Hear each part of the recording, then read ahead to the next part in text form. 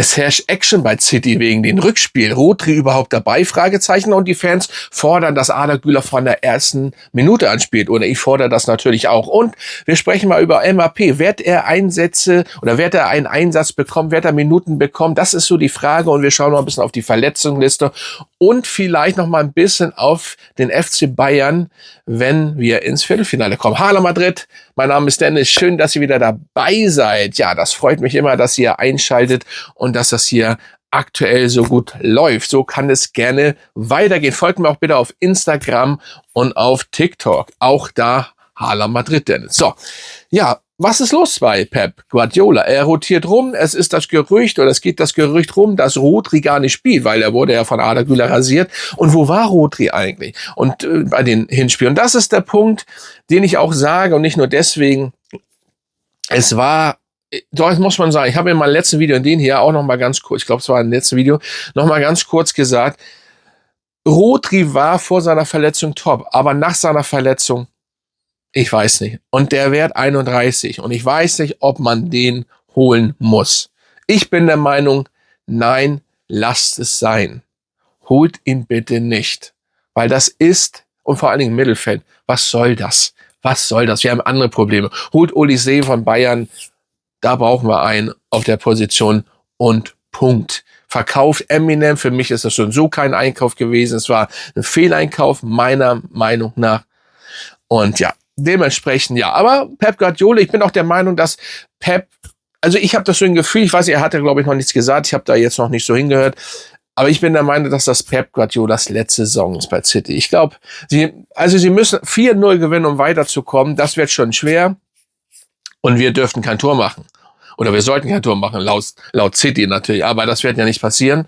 Deswegen wird es schwer. Aber es wird auch trotzdem, ich bin noch nicht durch. Gibt ja welche, die meinen, ja, und bei der Leistung, dies und jenes, können wir sogar Champions League-Sieger werden. Come on. Wir müssen erstmal, weil Bayern München ist, da kommen wir auch gleich nochmal zu, Bayern München, das können wir jetzt gleich überschwingen. Wie gesagt, es gibt bei City nicht mehr viel zu sagen. Pep Guardiola rotiert rum. Ne, da ist so ein bisschen Action. Wir kennen das. Pep Guardiola ist on fire und ist auch nervös. Und ich bin gespannt, ob Rodri spielt und überhaupt, weil das Thema ist Rodri, schon weil das Gerücht rumgeht, geht er zu Real und so weiter und so fort. Bin ich gespannt. Und jetzt mal kurz zum FC Bayern und Olise. Das Ding ist, weil wir reden oder weil viele meinen, viele Fans, ja, jetzt mit der Leistung kann man Champions League Sieger werden. Ja, Real kann immer Champions League Sieger werden, weil das unser Turnier im Endeffekt ist, ne? Aber also die Champions League ist ja unser Format.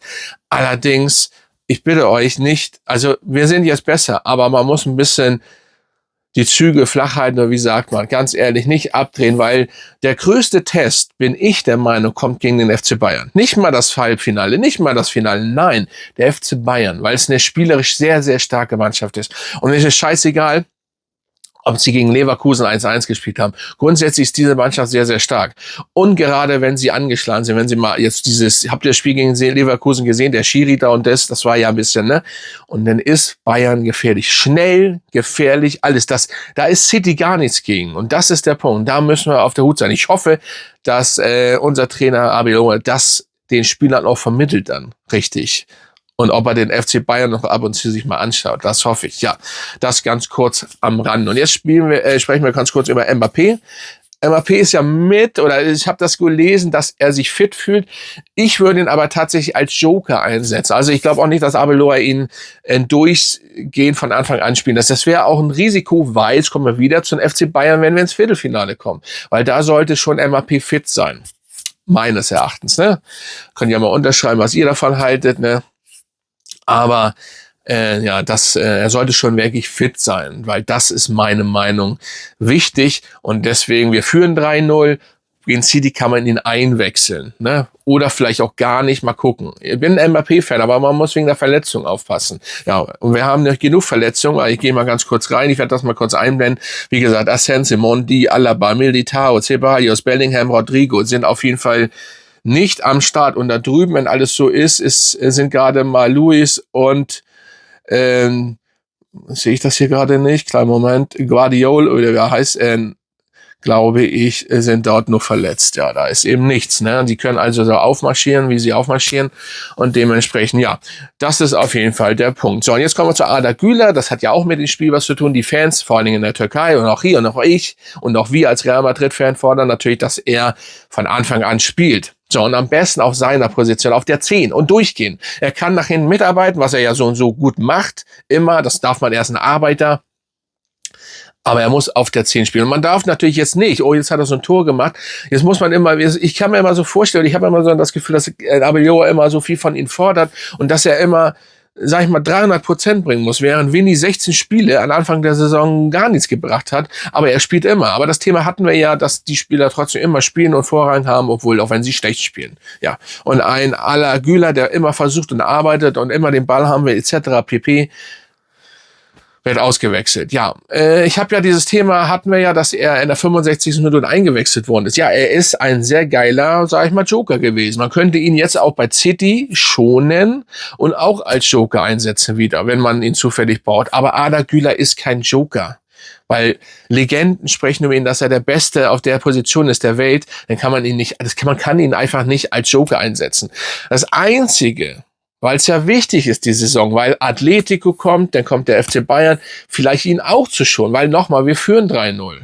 Aber irgendwie will ich ihn dann trotzdem auch spielen sehen von der ersten Minute an, weil er gehört einfach, er muss einfach immer spielen. Weil ein Valverde, wenn es danach geht, der super on fire aktuell ist, der Beste der Beste ist, denn der ja auch geschont werden könnte. Nicht, dass der sich auch noch verletzt, aber der ist eigentlich nicht ganz so verletzungsanfällig. Der spielt ja auch von Anfang an. Und immer. Deswegen, ja, könnt ihr mal in die Kommentare schreiben. Es gibt eigentlich gar nicht mehr viel zu schnacken. Das ist eigentlich so. Und dementsprechend, jo, kann man das fast so stehen lassen. Live müssen wir mal gucken. Wie gesagt, live war jetzt die letzten beiden Male nicht, weil wenn ich so ein langes Live-Ding mache, 2,5 Stunden, dann wäre es cool, auch wenn der Kanal super wächst. Freut mich, also abonniert ihn gern weiter, verlinkt diese Videos. Das freut mich, dass dann damit wir größer werden, aber in Livestream, wenn dann nur 5 oder 3 bis 8 Leute live damit drin sind und dann immer rausgehen, reingehen und vor allen Dingen nicht so kommunizieren, dann ist der Livestream ja, das ist ja dann schwierig, weil ja, man möchte ja so ein bisschen da müssen einige dabei sein, so ein bisschen mehr und auch während des Spiels, so wie, was kennt man ja woanders auch, ein bisschen kommunizieren, weil dann macht das ja mehr Spaß, weil wenn man sonst nicht so kommuniziert, klar, man will das Fußballspiel sehen, aber dann ist das im Moment noch, sage ich mal, mit live gehen ein bisschen, ich will nicht sagen unnötig, aber ich würde schon gern live gehen. Ne? Wie gesagt, ich war 2-mal live, das war auch cool, aber es war kaum Kommunikation, es waren so wenig Leute drin. Da waren 2 bis 8. Ab und zu hat man mal geschrieben, wenn was passiert ist, ganz selten. Ne? Aber cool trotzdem, aber dann ist das zu lang für einen ganz kompletten Livestream. Also über das ganze Spiel hinaus. Ne? Dementsprechend, ja, oder man muss ein bisschen warten, bis das hier noch irgendwie größer wird, der Kanal, ist ja klar. Und dann, ja, aber muss ich mal gucken. Auf jeden Fall schreibt mal in die Kommentare, was ich jetzt angesprochen habe, was ihr davon haltet. Das würde mich interessieren. Und dementsprechend bin ich gespannt, wie das Spiel ausgeht. Wir werden uns bald wiedersehen. Morgen, am Spieltag wahrscheinlich nicht, weil normalerweise oder Fakt ist, dass am Wochenende meine Videos so um 11 ungefähr kommen. Das ist immer, am Wochenende muss ich immer ein bisschen switchen, aber in der Woche versuche ich Videos um 16 Uhr. Ne, man hat feste Uhrzeiten. Ein Creator muss irgendwann feste Uhrzeiten haben und bei mir ist es 16 Uhr. Ne? Am Anfang switcht man ein bisschen rum, wenn ein Kanal neu ist, aber dann um 16 Uhr kommen meine Videos immer. Genau, dementsprechend ist das so. Und folgt mir auch gerne auf TikTok und auf Instagram. Auch dort heiße ich Hala Madrid. Also jetzt genug gefragt, gebettelt und whatever. Also Hala Madrid, Freunde, schreibt in die Kommentare, haut rein und dann sehen wir uns bald wieder, Freunde.